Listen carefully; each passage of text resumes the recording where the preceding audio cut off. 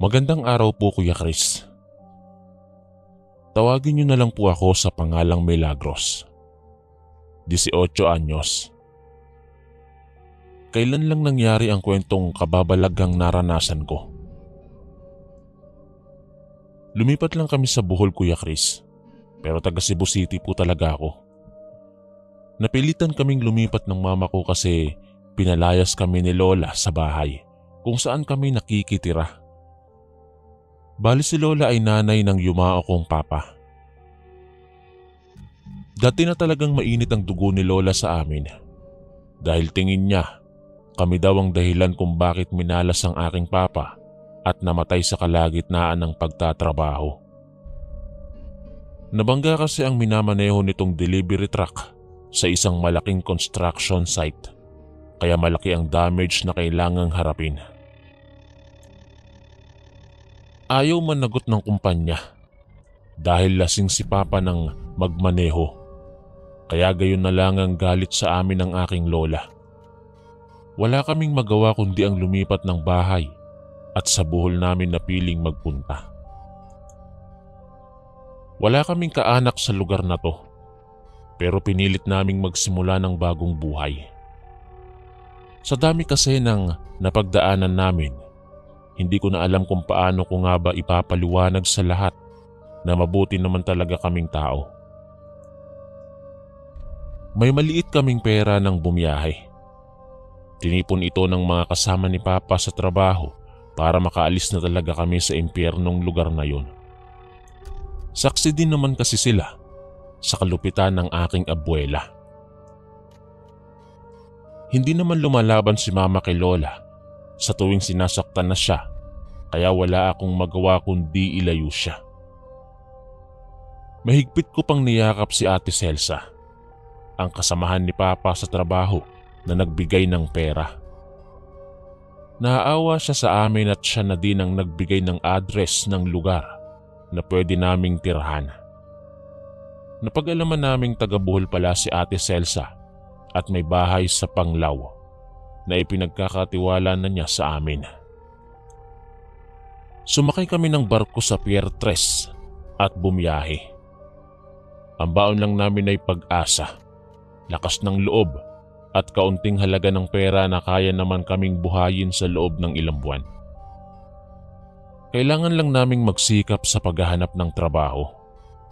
Nagsasawa na kasi akong maging utusan ng aking lola. Tapos kapag pumalpak pa, ay sinasaktan niya at sinisinghalan, sabay sabing tanga raw ako at bobo. Dalaga na po ako. Hindi na ako kagaya nung una na pwede niya lang basta ipahiya sa mga tao. Masasaktan ako sa isiping pinagtatawanan ako ng bawat taong nasa paligid namin dahil sa ginagawa niya. Kung buhay lang si Papa, hindi kami magkakaganito. Si Papa lang ang nagtatanggol sa amin. Nagkataon lang na nagtalo sina Lola at Papa ng araw na umalis siya. Kaya siya naglasing habang nagmamaneho. Hindi niya kasi matanggap na kailangan niyang ibigay kay Lola ang kanyang buong sweldo at hindi kay Mama. Pero ayos na yon. Nang sumakay na din naman kasi kami ng barko, ay iniwan ko sa dagat ang lahat ng sama ng loob ko kay Lola. Ayaw kong lumaki at tumandang walang galang sa kanya. Darating din naman kasi ang panahon na magkikita kaming dalawa sa tamang oras. Siguro hindi pa ngayon. Sariwa pa ang sugat na nilikha ng trahedya na nagpawalay kay Papa sa amin.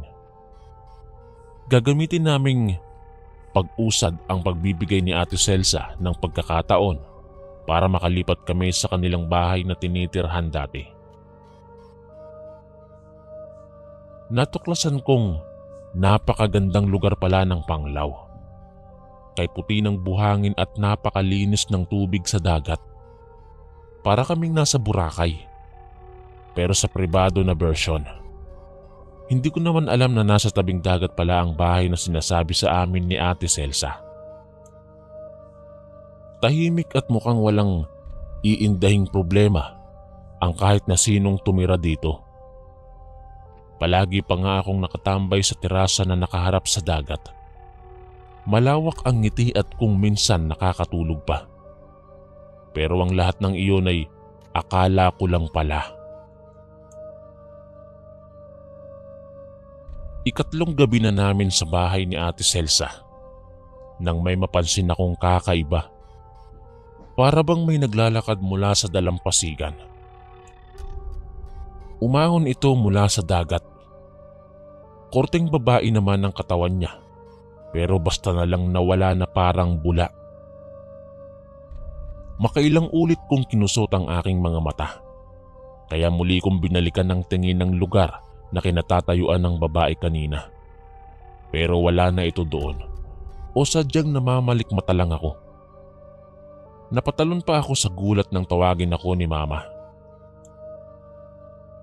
Maghahapunan na raw kami, kaya tumayo na ako at nagpunta na sa kusina. Pero bago yun, inalapat ko muna ang pinto at isinara ang mga bintana. May kuryente naman sa loob ng bahay pero hindi pa kami nakakapunta sa bayan para bumili ng bumbilya. Sa ibang araw na namin yun gagawin, kaya nagtiis na muna kami sa lampara. Marunong naman kasing gumawa ng ganoon na ilawan si Mama, kaya kahit papaano ay maliwanag ang aming gabi. Seryoso at tahimik lang kaming kumakain ng sa kalagitnaan ng paghahapunan ay nakarinig kami ng mararahang katok sa pinto. Nagkatinginan kaming dalawa at matamang nakinig. Wala naman kaming inaasahang bisita. Tumayo ako at yumakap kay Mama. Natatakot ako. Sa totoo lang, malayo kami sa kapitbahay kaya sakali mang may gumawa ng masama sa amin ay walang makakaalam. Kinilabutan ako at pabulong na tinanong kay Mama kung sino kaya ang kumakatok.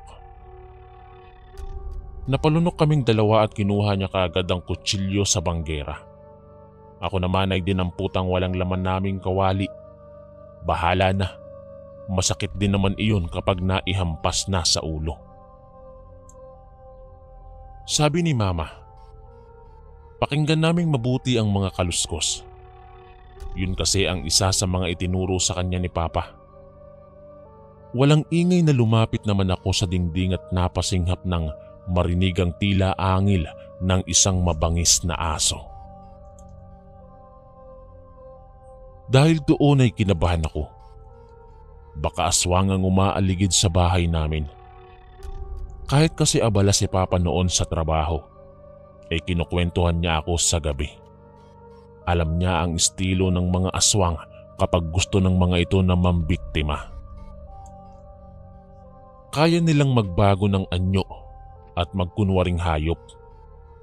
Tanga lang daw ang tao kapag nagpauto pa sa mga kagaya nila.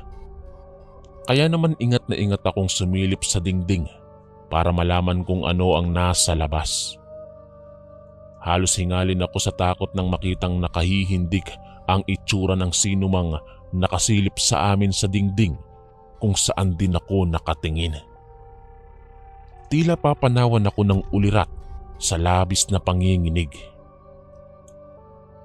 Paano na lang kung biglang lumundag ang nasabing aswang para lamunin kami? Sa pagkakatitig ko sa kanya ay anyong tao lang naman ang nasa labas, pero may angil na katunog ng aso. Sabay kaming umatras ni Mama at hinablot ang asin. Siguro'y matatakot ang kung sino mang nilalang kapag nasabuyan siya ng asin. Kabadong dumukot ako noon at walang babalang isinaboy sa labas ng bahay. Namutla ako dahil parang nagalit pa yata ang aswang sa labas. Pinagkakalmot niya ang dingding at hindi ko alam kung paano niya nagawang alugin ang bahay namin. Narinig ko ang pamilyar na huni niya. Huni talaga ng isang aswang. Sinagilahan ako ng takot. Marami na akong naririnig na kwentong tungkol sa mga aswang pero ni minsan ay wala pang kasing bangis kagaya ng nakaharap namin ngayon. Para bang desidido talaga siyang pumatay kaya takot na sumigaw kami ni Mama para makahingi na ng tulong. Magkahawak kaming tumakbo palabas ng bahay at dali-dali sa pagtalunton sa kalsada papunta sa bayan. Pinagkaguluhan kami ng mga tao doon kaya halos hindi na magkamayaw ang mga kalalakihan sa pagkuha ng kani-kanilang mga sulo at sinindihan ito. Halos buong populasyon yata ng mga kalalakihan sa baryo ang sumugod papunta sa aming bahay. Napag-alaman kong matagal na pala talaga nilang problema ang ingay at pananakot na ginagawa ng nasabing aswang na yon, na ayon sa kanila ay bago palang nahawaan. Kailan lang daw nayanggaw ang isa sa matandang lupon sa kanilang barangay na si Aling Nita, kaya naman kailangan na raw masugpo ang ginagawa nito. Bumalik kami ni Mama sa aming bahay at nakita na hinahabol sa dalampasigan ang nasabing aswang. Kung si Aling Nita nga iyon, marahil hindi nga niya kayang kontrolin ang pagkaaswang niya dahil ang mga yanggaw ay kayang umatake kahit sa umaga. Mas malakas nga lang sila sa gabi at kayang humarap sa kahit na sino. Ni hindi sila tinatablan ng asin dahil nga bago pa lamang silang nahawaan.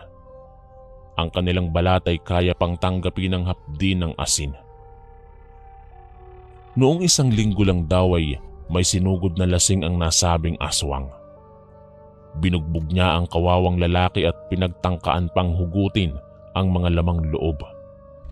Mabuti na lang at may nakakitang rumurondang mga tanod, kaya natulungan ng lalaki at isinugod sa ospital.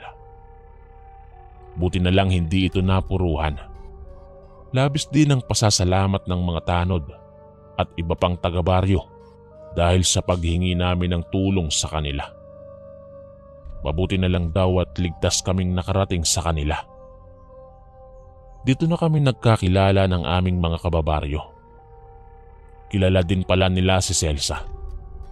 Isa lang ang bahay na ito na iniwan ng mag-anak para itulong sa mga taong walang tahanan. Sabi nila, matagal na raw iniwan ni Ate Celsa ang nasabing lugar dahil sa dami ng pamana na iniwan sa kanya ng kanyang mga magulang. Dahil dito, inalok namin sila na gumawa ng kanilang mga bahay sa tabi ng aming tahanan. Ipinaalam namin ito kay Celsa na labis niya namang ikinatuwa. Nagpapasalamat siya at nakausad kami sa sakit ng pagkawala ni Papa.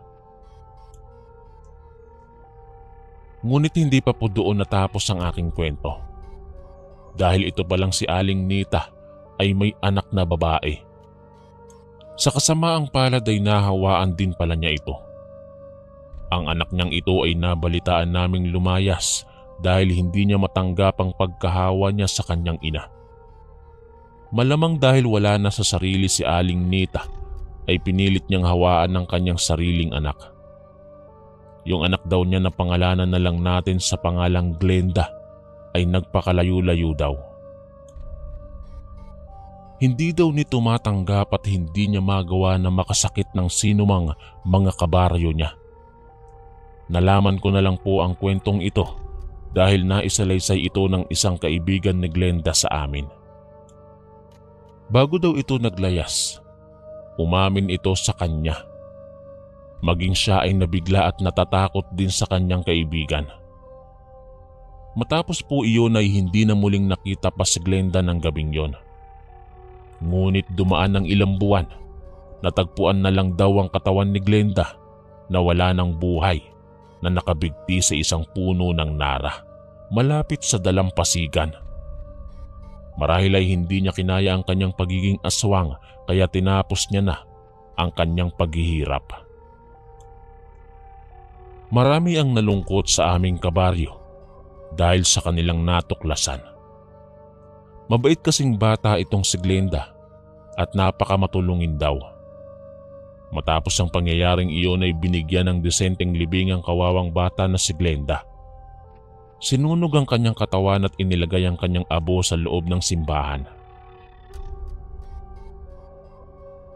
Magmula po noon, ay naging payapa na ang aming baryo. Sa ngayon ay nag-aaral ako sa isang paaralan. Grade 9 na ako at marami na ang kaibigan. Si mama ay naging abala sa pagtitinda ng tuyo na kuha naman ng mga kababaryo naming mangingisda. Mula noon ay hindi na din namin nakita pa ang yanggaw na si Aling Nita. Isang pangyayaring nagpakilabot sa aming mag-ina ng gabing iyon na hindi po namin malilimutan kailanman. Isang karanasang minsang muntikan na kaming atakihin ng isang totoong aswang na isa palang bagong yanggaw. Hanggang dito na lang po ang aking kwento, Kuya Chris. Maraming salamat po sa pagbabasa nito. Lubos na gumagalang, Milagros. Ako po si Rocky. Hindi ko po ikakailang sa kabila ng pagiging lalaking tao ko ay matatakutin po ako. Ipis nga lang ay tumatalon na ako sa labis na pagkataranta at halos magwala sa labis na pandidiri. Kaya naman walang maniniwala kung sasabihin kong ang aking mga ninuno ay may lahing aswang. Lilinawin ko lang po sa inyo na ang aking mga ninuno lang po ang may lahing aswang. Samantalang ako ay normal naman na tao. Salamat sa Panginoon. Hindi naman sa ikinakahiya ng aking mga magulang ang aming lahing pinagisnan. Pero sa panahon kasi ngayon, kapag may kakaiba sa isang tao ay hindi nila ito nakikita bilang isang nakamamanghang bagay. Kundi nakikita nila ito bilang isang nakahihindik na katotohanang hindi lahat ng tao sa ating mundo ay normal. Sa panahon ngayon, wala nang bagsik ang mga aswang. Sila ay kontento na lang sa pagtatago sa kadiliman. Naghihintay ng mga bagay na pwedeng matawag nilang swerte para tanggapin sila ng nakararami. Hindi na sila kinatatakutan ng mga normal na tao. Sa halip, ginagawa na nga silang katatawanan. Kumbaga, immune na ang mga tao sa presensya nila. Kaya naman napilitang magtago ang mga aswang sa malalayong lugar kung saan aakalain ng mga normal na taong kagaya natin na hindi na sila nag-e-exist sa mundo. Nagsimula lang naman kasi ang lahat ng ito sa isang laro.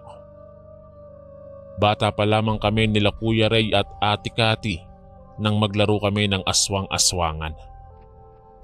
Naiinis ako kasi ako ang palaging taya nun. Kaya para makaganti sa aking mga kapatid ay ginagawa kong katatawanan ng itsura ko bilang aswang.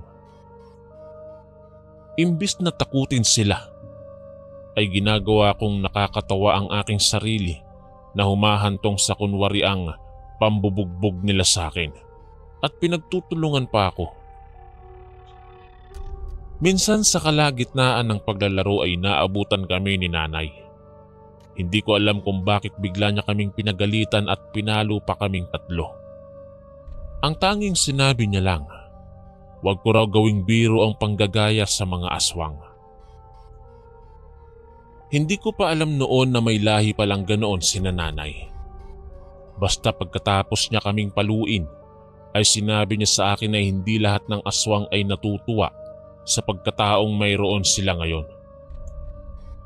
Ang iba sa kanila ay kinasusuklaman daw ang lahing mayroon sila dahil naging hadlang ito sa lahat ng mga bagay na pangarap at gusto nilang gawin sa buhay nila. Hindi lahat ng aswang ay masama.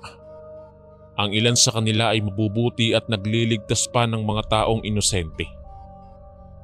Tinanong ko si nanay kung bakit gayon na lang siya kung magtanggol sa mga aswang. Tinitigan niya ako at pinagsabihang wala akong alam sa mga bagay-bagay.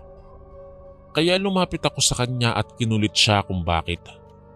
Nagulat ako nang makita siyang umiiyak. Alam kong kapag may luha na sa mga mata ni nanay, ay siguradong nalulungkot at nasasaktan na siya. Dahil paslit pa lang, Lumuhod ako at umiiyak na humingi ng tawad kay nanay. Kahit wala akong alam kung bakit nga ba nagalit sa amin si nanay nang maglaro kami nila ate at kuya ng aswang-aswangan, ay hindi ko na din siya kinulit pa. Wala din namang sinabi sa akin si nanay na alam kong iwinawaksin na lang sa isipan ng ginawa niyang pag-iyak. Kinagabihan, palihim kong tinanong si tatay kung bakit nalungkot at umiyak si nanay nang maglaro kami ng aking mga kapatid ng aswang-aswangan. Kagaya kanina, tinitigan din ako ni tatay pero hindi naman siya umiyak. Tinanong niya ako kung bakit ko raw ginawa yon. Buti daw hindi umiyak si nanay. Sinabi ko sa kanya na umiyak nga si nanay, kaya panay ang paghingi ko ng pasensya sa kanya. Bumuntong hininga si tatay at sinabing kapag sinabi niya sa akin kung bakit ba nalulungkot si nanay sa usaping aswang, ay hindi ko pa raw maiintindihan. Kinalimutan ko na lang ang tungkol doon hanggang sa isang araw, inanunsyo ng aming mga magulang na kailangan naming umuwi ng probinsya. May sakit daw kasi ang aming lola Sita. Namilog ang aking mga mata nang marinig ang pangalan ng aking lola. Hindi ko maiwasang makaramdam ng pananabik. Sa lahat ng lola na nakilala ko, pinakapaborito ko si Lola Sita.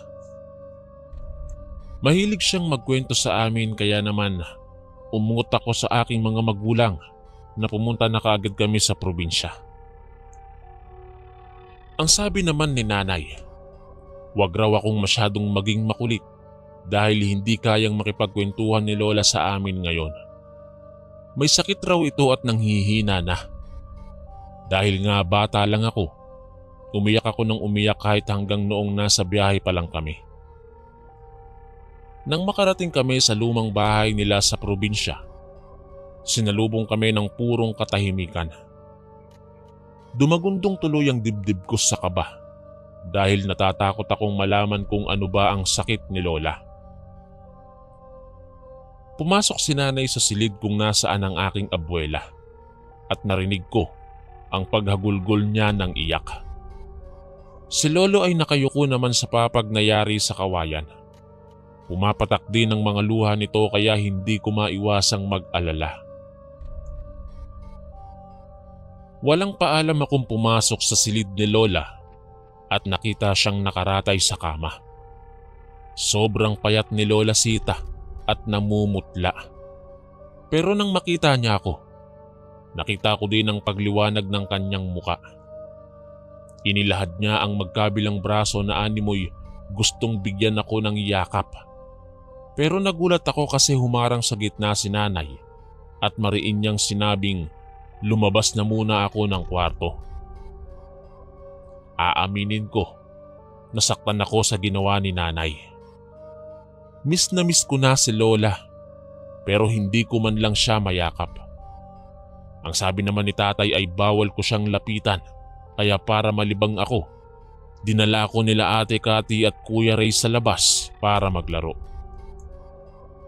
Hindi ko magawang ituon ang aking atensyon sa pakikipaglaro sa kanila. Nauulinigan ko kasi ang seryosong pakikipag-usap ni tatay kay Lolo. Nagpaalam tuloy ako sa aking mga kapatid na mauupo sa gilid. Pero ang totoo ay pasimple akong nakikinig sa pinag-uusapan nila tatay at lolo. Narinig kong tinanong ni tatay si Lolo kung ano ba talaga ang nangyari. Ang sagot naman ni Lolo, hindi niya napansing umalis si Lola nung gabing yon. Mag-uumaga nang umuwi ang aking abuela mula sa kung saan. Nanghihina ito at sugatan. Tinanong niya si Lola kung ano ba ang nangyari. Ang sagot naman ni Lola, gusto lang niyang titigan ng sanggol at hindi naman intensyong saktan ito, kaso lang nahuli raw siya ng tatay ng bata. Bigla siyang sinaksak ng sibat na yari sa bagakay, kaya nahulog siya sa bubong kung saan siya nakasampa. Bago pa man daw makalabas ang tatay ng sanggol para patayin si Lola, ay mabilis na itong nakapagbago ng anyo at nawala sa kadiliman. Magmula noon, naratay na raw si Lola sa kama at hindi na nagagawa pang bumangon. Akala nila gagaling siya kaagad kapag napahira ng langis, pero nagulat sila nang makitang unti-unting nabubulok ang laman ni Lola sa tiyan. Napagtanto nilang marunong din pala sa mga ritual ang tatay nung sanggol na sinilip ni Lola, kaya naman gumrabe ang pakiramdam nito. Ipinagbabawal nila nanay ang pagsabat namin sa usapan ng matatanda, pero hindi ko natiis ang aking sarili at sumabat nga sa usapan nila. Umiiyak ko silang tinanong kung ano ba talaga ang ginawa ni Lola at sinaksak siya ng lalaking narinig kong pinag-uusapan nila. Nagulat sila sa biglang paglitaw ko at hindi nakasagot. Ikinabigla nila ng husto ang tanong ko kaya naman pinagalitan ako ni nanay. Tumatakbo ako habang umiiyak paalis sa bahay. Hindi ko na namalayang nakarating ako sa isang baryo. Kakaiba ang tingin ng mga tao sa akin. Pagkatapos ay nagbubulungan sila. Hindi ko alam kung ano ba ang ginawa kong kasalanan sa kanila at kailangan nila akong pag-usapan. Nang tangkain ko namang lumapit sa kanila, ay nagunahan pa ang mga ito sa pagsara ng kani-kanilang mga pinto at bintana na animoy pinandidirihan ako. Umuwi akong malungkot at nakasalubong pa sa daan sina nanay at tatay na kanina pa pala ako hinahanap. Niyakap ko sila at humingi ng paumanhin sa ipinakita kong ugali sa kanila. Hindi ko lang kasi maintindihan kung bakit parang pinandidirihan si Lola, maging ako sa baryo. Nagkatinginan sila nanay at tatay, tsaka ako dinala pa uwi. Naupo kami sa duyan sa bakuran at ikinuwento sa akin ang lahat ng gusto kong malaman. Kaya pala ayaw nilang ginagawa kong biro ang mga usapin tungkol sa aswang dahil si Lola mismo ay isang aswang. Matagal niya na itong taglay sa kanyang pagkatao dahil nasa lahi na nila ang ganitong dugo. Gayunpaman, hindi naman daw nang bibiktima si Lola ng mga tao. Sadyang bunga lang ng katandaan kung bakit nagawa niyang silipin ng sanggol ng mga panahong yon. Umamin si nanay na mga lamang loob ng hayop ang kinakain ni Lola at hindi naman niya talaga ginusto yon. Minsan, sadya lang talaga na hindi niya mapigilan ang utos ng kanyang sarili dahil nga parte na ng kanyang pagkatao ang pagiging aswang. Yon ang dahilan kung bakit pinandidirihan kaming lahat ng mga tao dahil buong akala nila ay mga aswang kaming lahat. Hindi nila alam na hindi naman lahat kami ay nahahawaan ng pagkaaswang. Maliban sa dugong nananalaytay sa aming mga ugat, may ritual ding ginagawa ang matandang aswang para mapasa ang kanyang kakayahan sa tagapagmana nito. Nang mamatay si Lola, walang tumanggap sa kanyang pagkaaswang. Alam naman naming hindi namin kayang talikuran ang aming lahing pinagmulan, pero hindi naman masamang tanggihan ito minsan, lalo na kung ito ang naging dahilan ng pagiging miserable ng aming buhay. Noong pumanaw ang aking abuela, doon ko napagtanto ang dahilan kung bakit nagagalit ang aking ina sa aming ginagawang paglalaro. Natutunan ko rin na igalang ang mga aswang na katulad nila. Hindi po talaga lahat ng aswang ay masama. Sa totoo lang, hindi nila ginusto na maging aswang. Napakahirap ng kanilang pinagdadaanan kaya't mapanganib ang kanilang ginagalawang mundo. Walang kasiguraduhan at palaging nagtatago. Natutunan ko na ring intindihin ng mga taong nandidiri sa lahi namin. Hindi ko sila masisisi dahil sino nga ba ang may gusto sa aswang? Maski ako nga po ay takot din. Magpahanggang sa ngayon, mula noong yumao ang aking lola, ay nagbago na ang aking pag-iisip. Nawala na ang takot ko sa mga bagay-bagay, lalo na patungkol sa mga aswang. Minsan po, Kuya Chris, nagpaparamdam pa rin sa akin ng aking abuela. Nakakarinig ako minsan ng huni ng tiktik sa aming bintana, ngunit hindi ito nagtatagal. Malamang ay sinisilip lang ako ng aking lola. Kinakamusta lang ako. Isang kakaibang pangyayari sa kasaysayan ng aming buhay ang aking nasaksihan. Magulo man ang mundong ito, ngunit hindi ko naman ikakahiyang may lahi kami ng mga aswang. Hanggang dito na lang po ang aking kwento at maraming salamat po. Lubos na gumagalang ang inyong kaistorya, Rocky.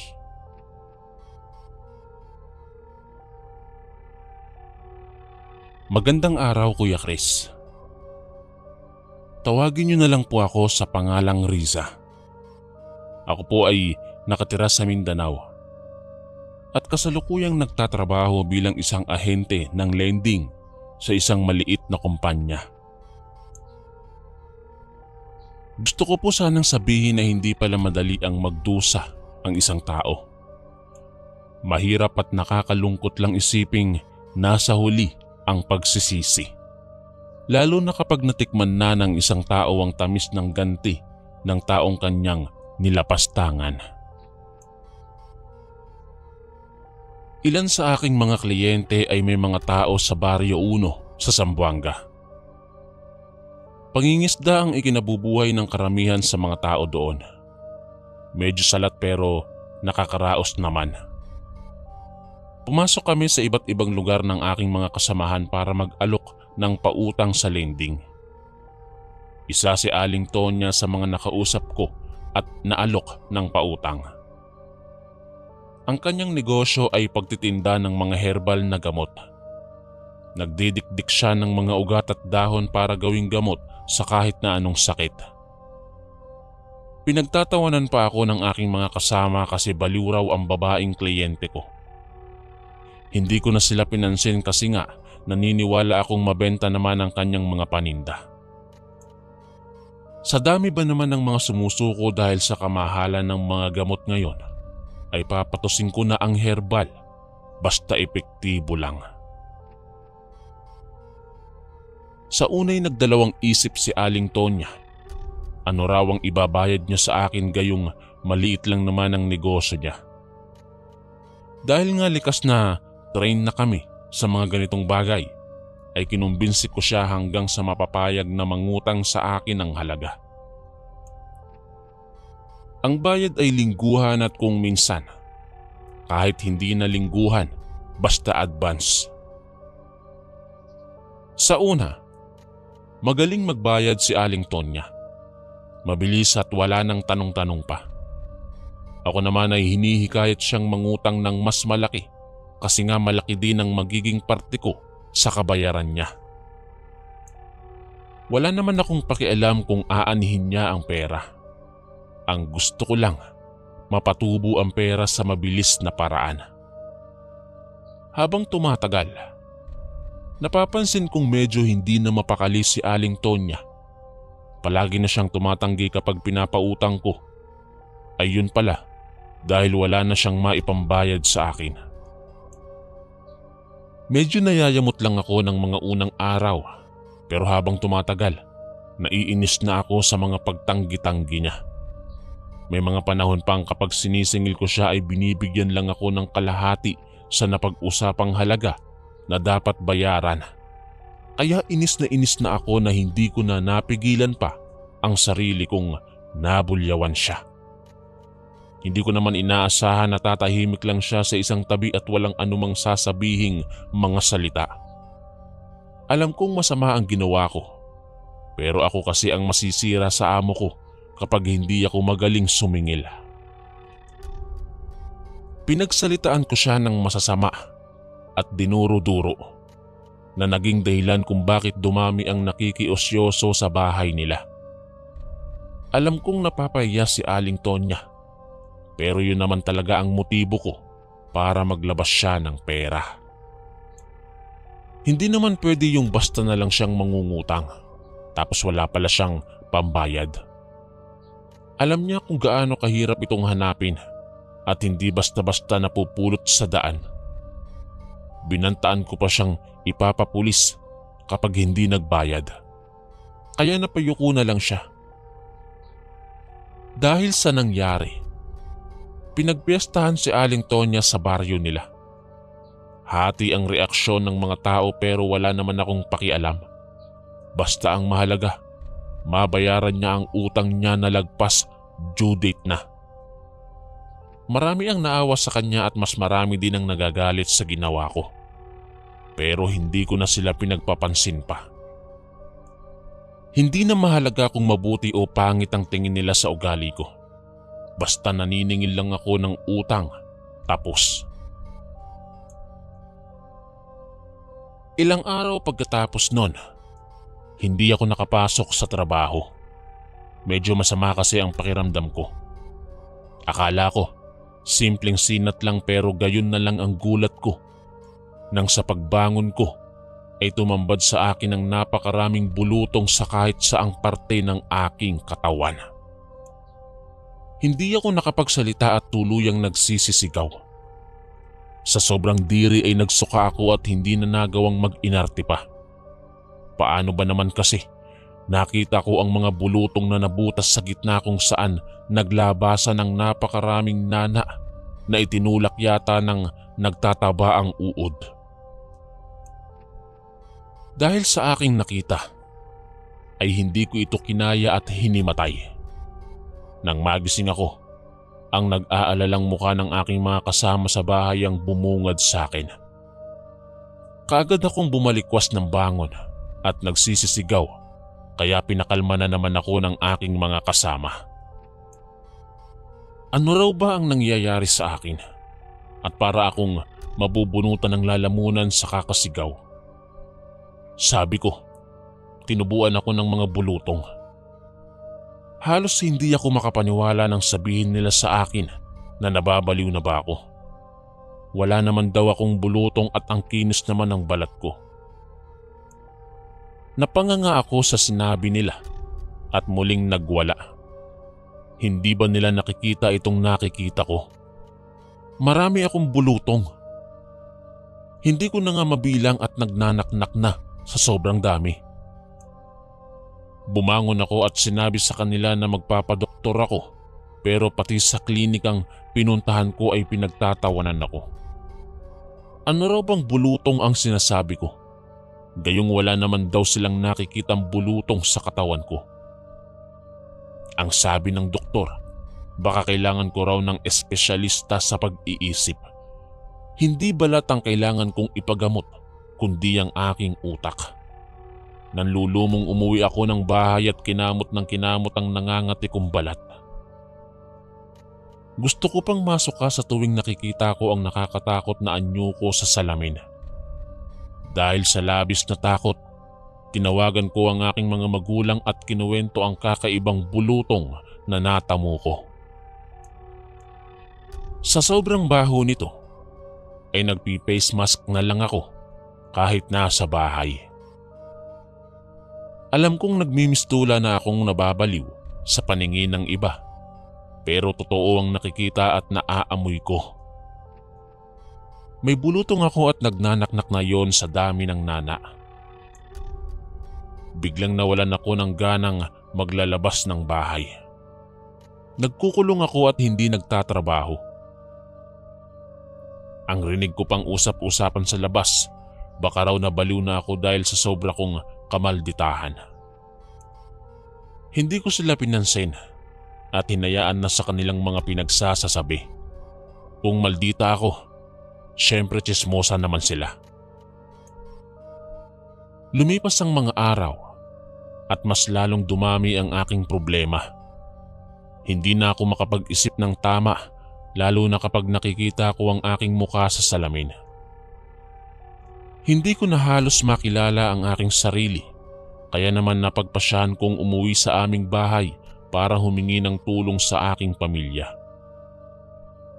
Sa ikatlong pagkakataon ay pinagtawanan lang nila ako dahil wala naman daw akong bulutong, kaya naglupasay ako sa kakaiyak.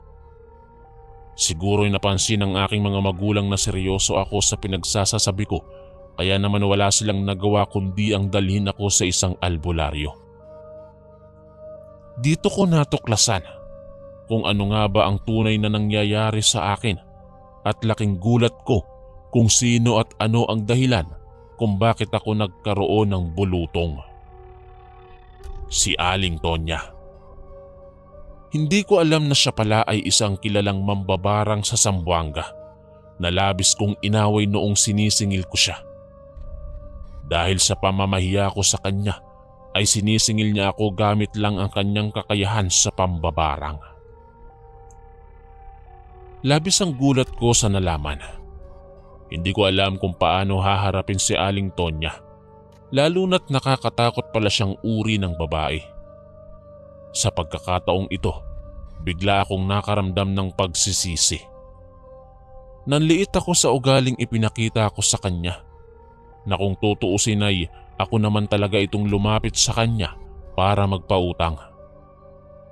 Ayon sa albularyong napuntahan namin, hindi raw matanggap ni Aling Tonya na ipinahiya ko siya sa kanyang mga kapitbahay. Kaya para makaganti ay binarang niya ako na walang tsansang gagaling kung hindi lalapit muli sa kanya. Mabuti na lang, may mga alam din ang albularyo kung paano mapakalma ang mga bulutong ko sa katawan na hindi nakikita ng aking mga magulang. Tanging ako lang at ang albularyo kasi ang nakakakita nito. Pagkatapos noon ay nilunok ko ang aking pride at pinuntahan si Aling Tonya para personal na humingi ng tawad. Alam ko naman na mali ang ginawa ko sa kanya. Hindi ko lang talaga maiwasang gawin iyon noon na nakasanayan ko na. Ilang tao na din ang pinaiyak ko sa paraan ng paniningil ng ganoon. Nang makarating ako sa bahay ni Aling Tonya, mabuti na lang ay nandoon siya. Kagaya ng dati, abala siya sa pagdidikdik ng dahon na gagawin niyang herbal. Nagulat ang matanda nang bigla kong hawakan ng kanyang mga kamay at humingi ng mula sa puso ng pagpapatawad. Humingi ako ng paumanhin sa aking mga nasabi at sa lahat ng bagay na ginawa ko sa kanya. Alam kong darating ang panahon na maghihilom ang sugat na pagpapahiya ko sa kanya. Pero ang sugat na nilikha ko sa puso niya ay hindi na kailanman mabubura. Ang tanging hiling ko lang, sana'y mapatawad niya ako. Pero nagulat lang ako nang sabihin niyang wala naman daw akong dapat na ihingi ng tawad. Naging irresponsable daw siyang talaga sa pagbabayad sa kadahilanang nagipit siya. Pero wala naman na daw kaso iyon kasi pinatawad na niya ako nung una pa lang daw na ipinahiya ko siya. Hindi sinabi ni Aling Tonya na siya ang may kagagawa ng pagbarang sa akin. Alam ko naman na naging masama ako, pero umaasa pa din ako na sana'y maging maayos na ang lahat sa pagitan namin. Alam kong siya ay isang mabangis na mambabarang ng Zamboanga na hindi dapat basta pinaglalaruan. Nagsilbing aral sa akin ang katotohanang hindi kahit sino ay basta na lang nating pagsusupladahan. Ilan kasi sa kanila ay may mga tinatagong sekreto na mahirap nating iwasan. Alam kong marami ang natuwa noon sa nangyari sa akin dahil nakarma na raw ako, pero tinatanggap ko ang lahat at nagpapakumbaba bilang parte ng pagsisisi at pagbabago ko. Hindi man inamin ni Aling Tonya na siya ang bumarang sa akin, ay hindi ko na tinanong pa siya. Ang mahalaga ay humingi ako ng tawad at pinagsisisihan ko ang lahat ng aking mga nagawa sa kanya. Umalis ako ng nakangiti at kahit papaano ay gumaan ang aking puso. Lumipas ang 1 buwan, hindi pa rin nawala ang mga bulutong na nakikita ko sa katawan ko. Tiniis ko ito, Kuya Chris.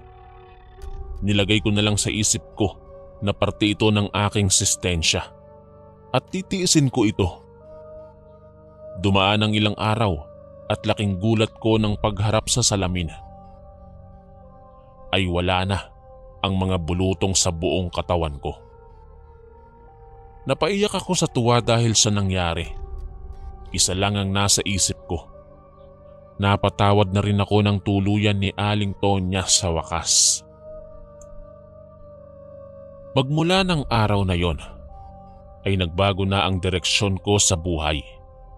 Hindi na ako yung dating Risa na magulang at nag-aalipusta ng mga tao. Simula ng araw na iyon ay binago ko na ang sistema ko. Sa kasalukuyan ay namamasukan na ako ngayon dito sa isang kumpanya kung saan nag-aalaga kami ng mga matatanda. Dito na nagsimula ang aking bagong buhay at ako'y natutuwa sa aking pagbabago.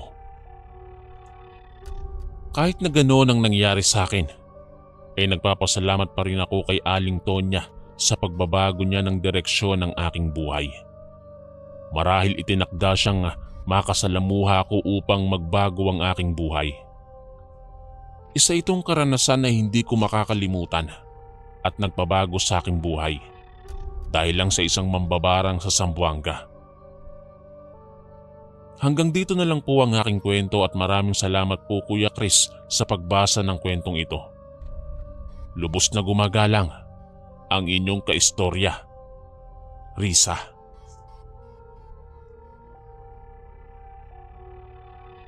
Magandang araw Kuya Chris. Tawagin niyo na lang ako sa pangalang Ellen.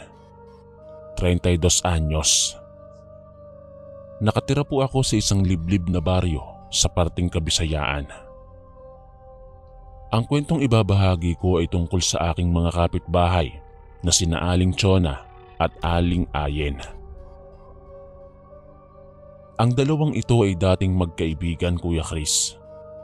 Higit pa sa magkapatid kong magturingan. Nagbibigayan at nagdadamayan. Kung ano ang kailangan ng isa, ay suportado ng isa. Sa pagkakaalam ko, bata pa lamang sila ay magkaibigan na ang mga ito. Parehong magaganda ang kanilang pisikal na anyo. May mga magagandang pinagmulan na pamilya at magagandang ugali. Nagbago lang ang lahat ng iyon nang makilala nila si Roy, ang aking papa. Si papa ay dating nag-aaral sa Maynila. Pero nang magkasakit ang aking lola Pising, ay napilitang umuwi sa probinsya. Siya ang nag-alaga rito, kaya niya naging kaibigan sina Aling Chona at Aling Ayen. Una silang nagkita sa bayan na nataon namang piyesta. Kinilig ang dalawang ale nang makita nila kung gaano kakisig at katikas ang katawan ni Papa. Ayaw man nilang sabihin, otomatikong nagkagusto ang dalawa sa lalaki. Nagkanya-kanya sila sa pagpapakyut dito at pagpapapansin. Kaya naman hindi sila makalimutan ni Papa. Para sa kanya, sina Aling Ayen at Aling Chona ang kanyang matatalik na kaibigan. Pero lingid sa kanyang kaalaman, lihim na nagkaroon ng paligsahan sa pagitan ni Ayen at ni Chona. Nagsimula ang hindi nila pagkakaintindihan at idineklara ni Chona na gusto niya si Papa. Ang sabi ni Ayen, kailangang malaman nila kung sino ang nararapat na maging nobya ni Papa. Nagkumprontahan silang dalawa pero wala ni isa sa kanila ang pinili ni Papa. Dahil nabighani siya sa ganda ni Mama. Nang maging magkasintahan sina Mama at si Papa, ay lalong nagbangayan ang dalawa. Lihim na nagkaroon ng malaking pader sa pagitan ng isa't isa hanggang sa hindi na nila kinilalang magkaibigan ng bawat isa. Kahit nakikita na nila na ikinakasal si Papa kay Mama, nakatuon pa din ang atensyon ng dalawa sa pakikipagtalo sa isa't isa. Huli na ng mabunyagang katotohanan na pareho pala silang kampanteng maghanap ng away dahil kaya nilang gumawa ng mga bagay na hindi nagagawa ng normal na tao. Sila ay may lahing kayang gumamit ng salamangkang itim. Kaya nilang gumawa ng mga orasyon at ritual at higit sa lahat, kaya nilang pumatay ng tao gamit lamang ang kanilang mga nalalamang mahika. Ilang taon na ang makapagpapatunay nun na naging dahilan kung bakit kinatatakutan ang lugar namin. Kesyo marami raw mangkukulam at mababagsik na mambabarang. May nakapagsabi kasi sa amin na ang bahay ng dalawang babae ay parehong nasa tagong bahagi ng kakahuyan. Kwento ni Papa, madalas niyang makita sa kagubatan ng nanay ni Ayen na si Aling Lorna. May dala itong itim na kandila at punyal kung saan ito ginagamit para sa kanilang pagsasagawa ng ritual. Samantalang si Aling Olivia naman na ina ni Chona ay madalas manghuli ng mga insekto at napapabalita ngang gumagamit ng pangungulam ang kanyang ina bilang pagganti sa mga kaaway nito. Naging mortal na magkaaway sina Chona at Ayen. Ang dating masayang samahan nila ay napalitan ng galit at puot at panibugho. Hindi na sila nagkakasama sa mga lakad at kahit na anong mahahalagang okasyon sa buhay nila. Umabot sa puntong nagsisiraan na sila hanggang sa mawalan na sila ng respeto sa isa't isa. Naitanong ko tuloy sa aking sarili kung paano ba kahirap ang magpatawad. Nadadaanan ba to sa pananahimik lang? Bakit may mga tao na sadyang masyadong matataas ang tingin nila sa sarili at hindi marunong umako sa kasalanan? Gaano ba kahirap ang simpleng paghingi ng tawad lalo na sa minamahal na kaibigan? Nang magsama sina Mama at Papa bilang mag-asawa, biniyayaan sila ng dalawang anak, ako at ang aking kuya Kaloy. Masaya kami sa kabila ng pagiging payak ng aming pamumuhay. Kahit hirap sina Mama at Papa, ay itinaguyod nila kami at nagawang pag-aralin sa paaralan para kahit papaano ay may maipamana raw sila sa amin. Nagtatrabaho bilang magsasaka sa bukid si Papa, habang si Mama naman ay nasa bahay lang habang inaalagaan kami. Kada ani ng aming halamang gulay ay binibenta namin ito sa palengke o sa talipapa. Alam ko kung ano ang nakaraan ni na Mama at Papa, Ayen at ni Chona, dahil madalas itong ikwento ng aking ama sa akin. Pero hindi ko lang lubos na maisip kung bakit humantong pa sa pagpapatayan sina Ayen at Chona, gayong wala naman sa kanilang dalawa ang pinili ni Papa. Guro sa eskwelahan si Ayen, samantalang may-ari naman ng isang bakery si Chona. Palagi niya akong binibigyan ng tinapay na ikinagagalit ng husto ni Ayen. Minsan, nagkatitigan silang dalawa nang magpang-abot sa isang lugar. Nagulat ako nang magkanya-kanya sila sa pagsasalita na hindi ko maintindihang mga lengguwahe na para bang umuusal sila ng orasyon. Hindi ako nakapagsalita at dahan-dahan akong umatras. Nakita ko ng dumugo ang ilong ni Ayen samantalang ginagapangan naman ng mga insekto si Chona at walang habas na pinagkakakagat. Kahit pa yata buong araw silang magkaharap ay siguradong hindi sila matatapos dahil sa dami ng kanilang mga pinag-uusal na ritual. Nang hindi na makatiis si Ayen, Gumamit siya ng manika at sa akto ay nakita ko kung paano niya binarang si Chona. Gamit ang mga salitang itinuro sa akin ni Papa, ang mga kataga na humihingi ng tulong sa Panginoon ay nagdasal ako. Nagdasal ako ng taimtim hanggang sa tingin ko ay tumigil na sila sa kakasalita. Nang muli kong idilat ang aking mga mata, nakita kong pareho na silang nakahandusay sa lupa. Parehong nanghihina ang dalawang babae, kaya takot na nagtawag ako ng tulong para madala sila sa pinakamalapit na ospital. Para akong nanonood ng pelikula dahil sa nangyari sa kanila. Hindi ko alam kung paano ipapaliwanag ang nakita ko at kung anong klaseng mahika mayroon ang dalawang ito. Ayon sa pakikipag-usap ko sa ibang tao, sila pala ay may kanya-kanyang kakayahan na namana mula sa kanilang pamilya. Si Chona ay bilang isang mangkukulam, samantalang si Ayen naman bilang isang mambabarang. Nabunyag na ang katotohanang matagal na pala silang pinagdududahang siyang gumagamit ng mga salamangka para magbigay ng sakit sa tao. Kaya naman halos hindi na ako makalapit sa kanila sa labis na takot. Ang mga mambabarang ay napag-alaman kong espesyalista sa pagbabao ng insekto sa katawan. Samantalang ang mga mangkukulam naman ay nagbibigay ng sakit sa ulo, sama ng pakiramdam, at kahit na anong sakit sa isang tao hanggang sa mapagod siya at hindi na tuluyan pang magawang makabangon. Mararatay kasi sa kama ang lahat ng taong makararanas ng kulam. Kaya naman hindi ko maipaliwanag kung paano nila nagagawa iyon.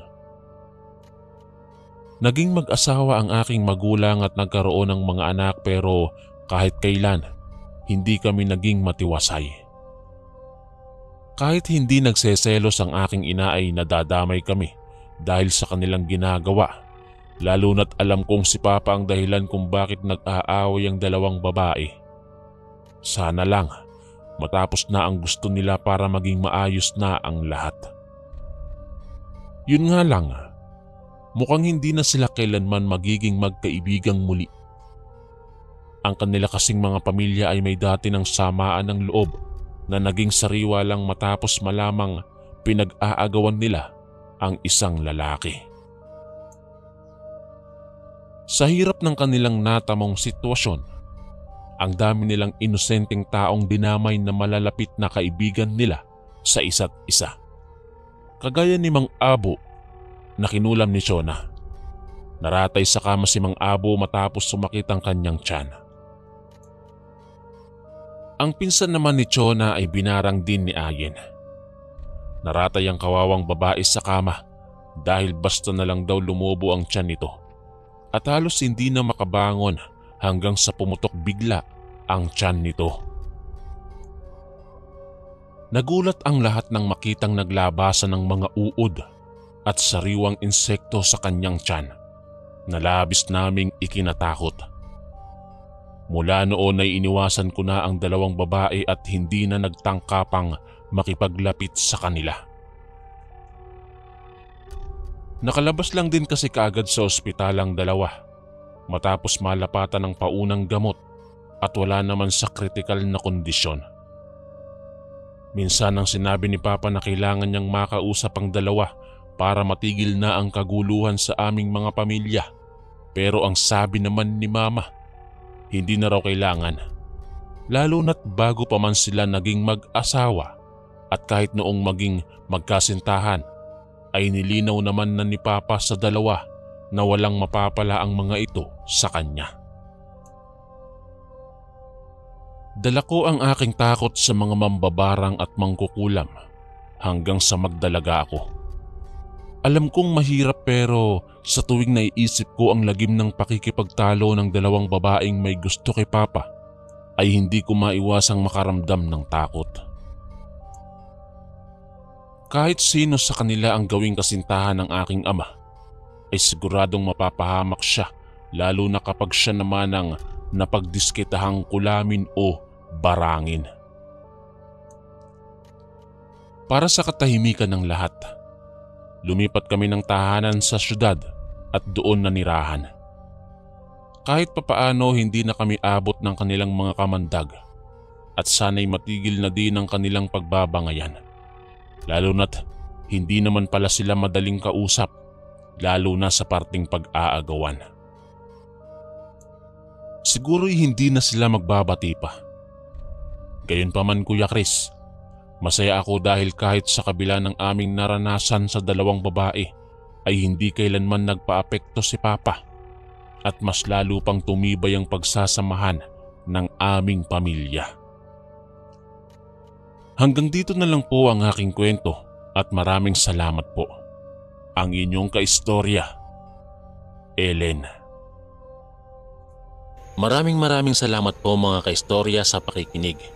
At kita-kits po ulit bukas para sa isa na namang nakakatakot na kwento.